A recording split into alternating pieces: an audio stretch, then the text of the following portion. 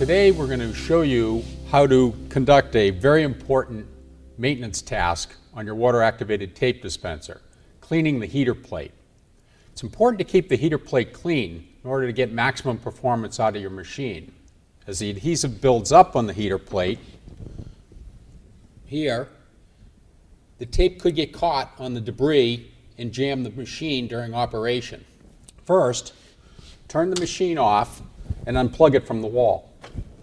To clean the heater plate, use a straight edge scraper. Plastic works just as well as this. Hold the heater plate up like so and scrape in a downward motion until the heater plate is smooth. Once the adhesive is off the heater plate, snap the lower plate up, back into place, and drop the heater back down onto the brush, and you're ready to go.